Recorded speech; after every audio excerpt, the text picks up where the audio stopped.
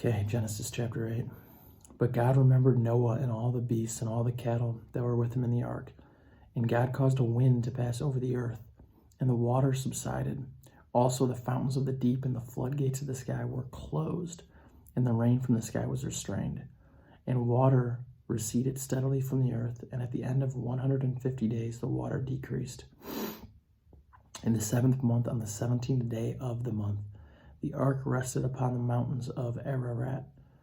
The water decreased steadily until the 10th month. In the 10th month, on the 1st day of the month, the tops of the mountains became visible. Then it came about at the end of 40 days that Noah opened the window of the ark which he had made. And he sent out a raven, and it flew here and there until the water was dried up from the earth. Then he sent out a dove from him to see if the water was abated from the face of the land. But the dove found no resting place for the sole of her foot. So she returned to him into the ark, for the water was on the surface of all the earth. Then he put out his hand and took her and brought her into the ark to himself. So he waited yet another 7 days, and again he sent out the dove from the ark. The dove came to him toward evening, and behold, in her beak was a freshly picked olive leaf. So no one knew that the water was abated from the earth. Then he waited yet another 7 days and sent out the dove, but she did not return to him again. Now it came about in the 601st year, in the 1st month, on the 1st of the month,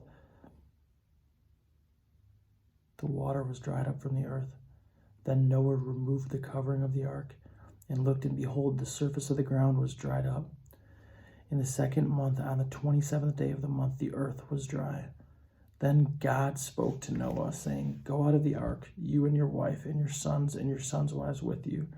Bring out with you every living thing of all flesh that is with you, birds and animals, and every creeping thing that creeps on the earth, that they may breed abundantly on the earth, and be fruitful and multiply on the earth.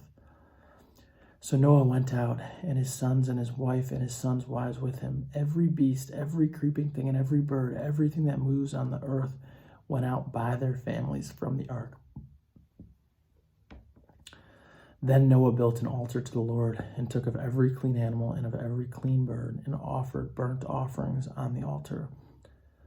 The Lord smelled the soothing aroma, and the Lord said to himself, I will never again curse the ground on account of man. For the intent of man's heart is evil from his youth, and I will never again destroy every living thing as I have done.